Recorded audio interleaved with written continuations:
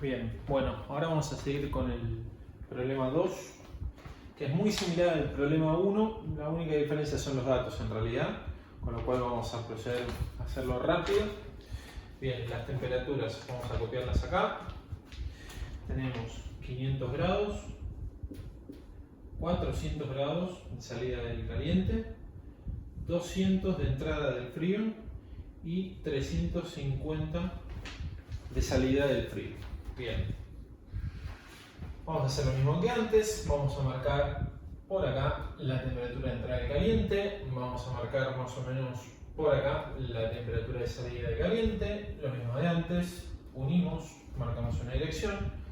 Para hacerlo más rápido ya vamos marcando en este, porque recuerden que tenemos que hacer lo mismo en uno y en el otro, siempre para el caliente. Hacemos así, TS. Y ahora la única diferencia es que tenemos 200 grados y 350 grados. Tenemos 200 grados, tenemos más o menos por acá, TE, y 350 grados, tenemos por acá, tenemos TS. Bien, vamos a unir acá. Ahí, cocorriente, recuerden la misma dirección, uno y la otra tienen la misma dirección. Y en este caso tenemos por acá temperatura de entrada y por acá, vamos a ponerlo al mismo nivel así quedan a la misma altura, TS. Y ahora la dirección al revés, como dijimos antes. Bien, vamos a calcular el DMLT para este caso y el DMLT para este caso. Recuerden acá es este menos este, tenemos T menos TE, este menos este, tenemos TS mayúscula menos TS minúscula. Repetimos esto acá arriba, TE menos TE, y ahora esto abajo, TS menos TS. Esto va a dar 139,5 grados centígrados. Y en este caso tenemos este menos este, tenemos TE menos TS, este menos este, tenemos TS menos TE, y ahora esto va al numerador, TE menos TS, y esto va al denominador, TS menos TE. Este DMLT lo voy a poner acá, así me queda más cerca, da 173,8 grados centígrados. Fíjense que, como les dije antes, se mantiene la idea de que siempre un DMLT en contracorriente es mayor al DMLT en cocorriente. Bien, si no hay ninguna duda, vamos a pasar al próximo caso, que sería el problema 3. Rápidamente voy a borrar esto.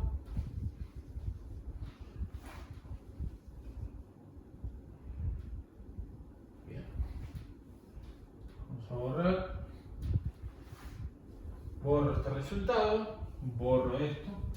Voy a seguir dejando estas fórmulas porque básicamente la fórmula de calcular el DMLT, tanto para el caso cocorriente, que es esta, como en el caso contracorriente, que es esta, siempre va a ser lo mismo. Lo único que van a cambiar son los números.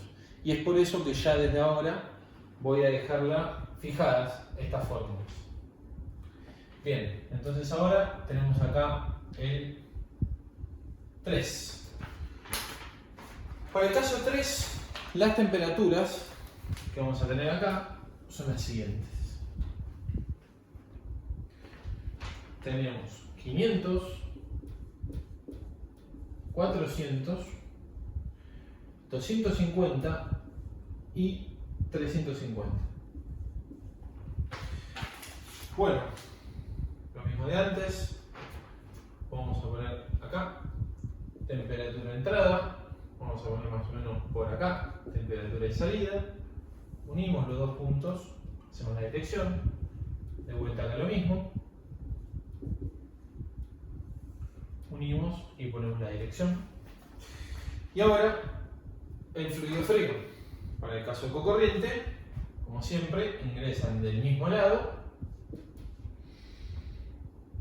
Y 350 lo tenemos por acá. TS. hacemos ahí, la misma dirección, y para el caso de contracorriente ingresa más o menos por acá y sale acá. Unimos así.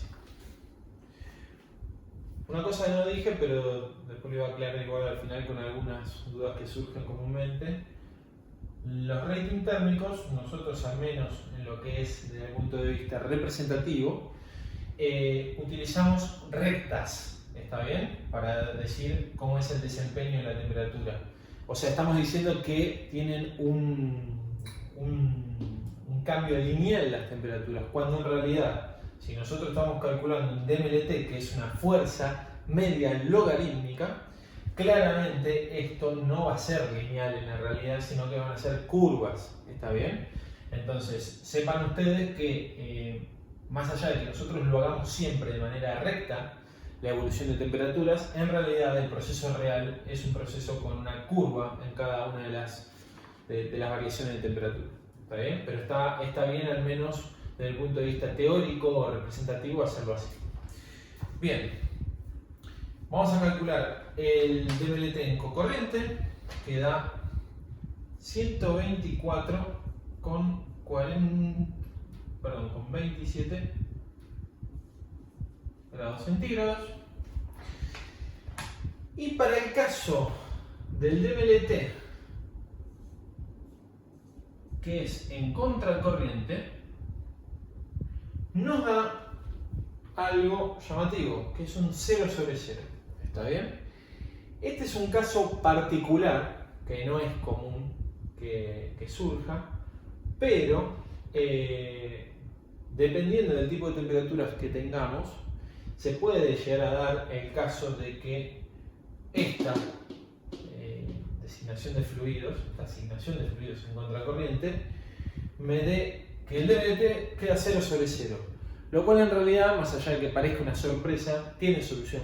Es una solución bastante complicada desde el punto de vista matemático, que no es el objetivo de la materia hacerlo acá, y además estamos en un video haciéndolo justamente, así que vamos a evitarlo. Pero lo importante es que ustedes sepan que esto tiene un desarrollo por L'Hopital, ¿está bien? Nos trae de vuelta análisis 2, análisis 1 lo veíamos, particularmente análisis 1. Es un desarrollo de L'Hopital que nos lleva directamente nosotros a decir lo siguiente. Voy a borrar acá un segundo para poder escribirlo.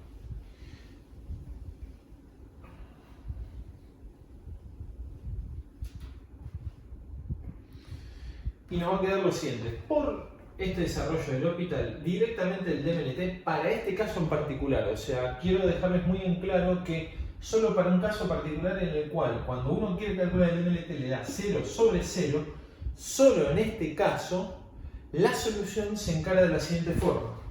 El DMLT en este caso va a ser un delta TML directamente, que es un delta T medio logarítmico, y va a ser T menos TS, y es lo mismo a poner TS menos T, que en este caso da 150 grados centígrados. Es decir, que nosotros, para este caso en particular, que daba 0 sobre 0 el DMLT, directamente el DMLT, ¿qué va a ser? La diferencia de temperaturas en el cabezal, o en el caliente o en el frío. ¿Está bien? Fíjense que acá dice T mayúscula menos TS minúscula, que es esto. Esa diferencia da igual a ser TS menos T minúscula. Es por eso que directamente el DMLT es la diferencia de temperaturas en cualquiera de los dos cabezales. ¿Está bien? Esto es un caso particular. Es importante que recuerden este caso, porque hay veces en los parciales se puede llegar a tomar un caso particular así, justamente para ver si ustedes logran determinar que hay una inconsistencia en lo que hacemos en el cálculo convencional del DMLT, como por ejemplo lo hicimos acá. ¿Está bien?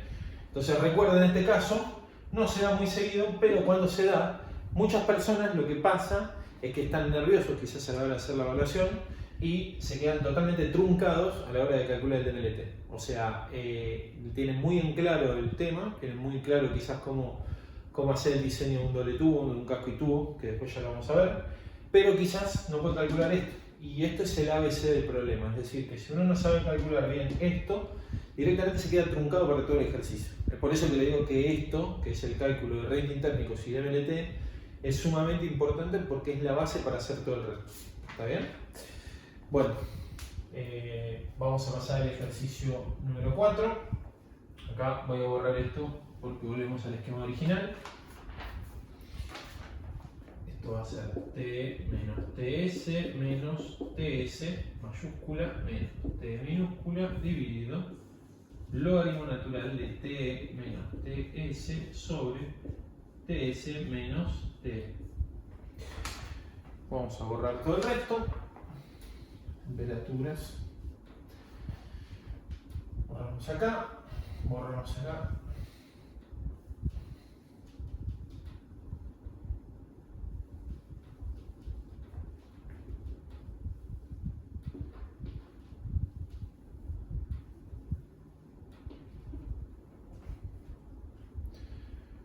Bien, caso 4.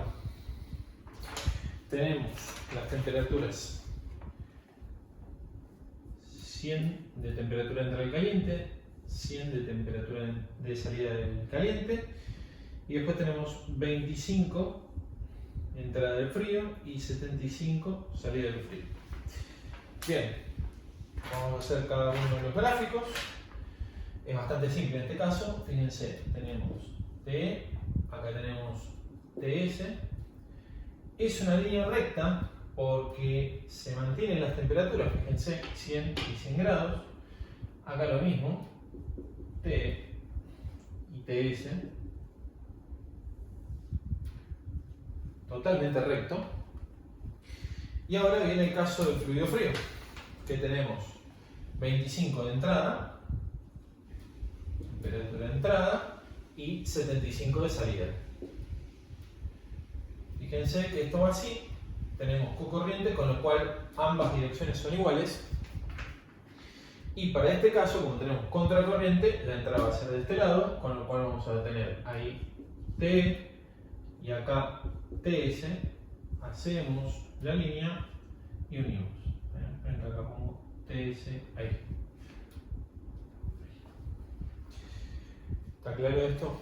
Bien. Antes de hacer cálculos, y esto es importante que ustedes vayan desarrollando esta habilidad a la hora de ver más o menos cómo sería el problema antes de hacerlo numéricamente. Esto también les ayuda a pensar un poco, por eso yo también le hago esta aclaración. Fíjense lo siguiente, si yo por ejemplo en este caso, yo acá pondría un espejo o simplemente esto lo volteo hacia acá, este esquema no es ni más ni menos que este dado vuelta. ¿Está bien? Con lo cual, ustedes ya se podrán dar cuenta de una particularidad que nos va a dar. Fíjense, calculamos acá el DMLT. Esto da 45,51 grados centígrados y, no llamativamente, este da 45,51 grados centígrados. ¿A qué se debe esto? Se debe a algo en particular, que tenemos procesos particulares que hacen que los DMLT sean iguales. Recuerden lo que yo les dije inicialmente. Siempre el DMLT en contracorriente, que es este, va a ser mayor o a lo sumo igual que el DMLT en cocorriente. Este es el único caso, o el caso numéricamente hablando, ¿no? Pero vamos a ver ahora en qué tipo de proceso se da, en el cual el DMLT en cocorriente es igual al DMLT en contracorriente. ¿Está bien? Siempre recuerden que acá estamos hablando de cocorriente puro, contracorriente puro, que es lo que venimos tratando en todos los ejercicios. Bien. ¿En qué casos se puede dar esto? Hay casos que son bastante típicos en la industria, que son procesos de cambio de fase. Es decir, procesos de cambio de fase como por ejemplo la condensación, procesos de cambio de fase como por ejemplo la evaporación, en los cuales uno de los dos componentes solo intercambia un tipo de calor. Nosotros tenemos dos tipos de calores, calor latente y calor sensible. El calor latente es el que se da sin cambio de temperatura sensible. ¿Está bien? Fíjense que acá nosotros intercambiamos calor, pero no varía la temperatura. Con lo cual, esto es solo un intercambio de calor latente. Esto es un intercambio de calor sensible. ¿Por qué? Porque hubo un cambio también de la temperatura entre la entrada y la salida. Se dan claramente cuenta porque hay una pendiente.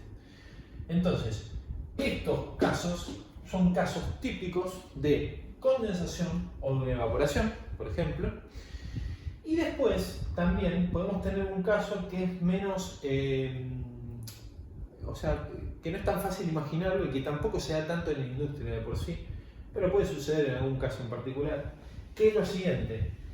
Nosotros podemos tener dos distintos fluidos, uno que casi no cambia, o sea que acá no cambia la temperatura y este cambia la temperatura mucho. Imagínense lo siguiente, nosotros tenemos balances de energía que están dados obviamente en base también al caudal que maneja cada uno de los fluidos, después lo vamos a ver igual en detalle. Un caudal, un Cp que es la capacidad calorífica y un delta T. Entonces, ¿qué pasa? Si nosotros tenemos un caudal demasiado grande de uno de los dos componentes y el otro demasiado pequeño, ¿qué pasa? Si este tiene un caudal muy grande y encima tiene una capacidad calorífica grande, ¿qué pasa? Va a entregarle mucho calor a este caudal que es pequeño. Entonces, ¿qué pasa?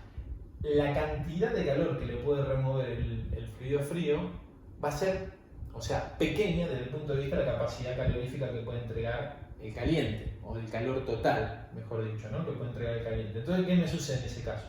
Como el caliente tiene un caudal másico muy grande y el frío tiene un caudal másico muy pequeño, con ese pequeño intercambio de calor que le hace el caliente al frío, el frío cambia mucho su temperatura porque tiene un caudal pequeño y el caliente casi no varía su temperatura. ¿Por qué? Porque tiene un caudal tan grande que se le puede remover un poco de calor con el frío y sin que casi no varíe la temperatura. Entonces, este caso también sería aplicable en un caso en los cuales los caudales de proceso son extremadamente distintos, o sea, varios órdenes de diferencia estoy hablando, ¿está bien? Entonces ese también puede ser un caso en los cuales este tipo de diagramas se pueden presentar, ¿está bien? Entonces recuerden ustedes que cuando hay cambio de fases o caudales másicos muy distintos, extremadamente distintos, se da este caso en el cual el DMLT en cocorriente y en contracorriente puro son iguales.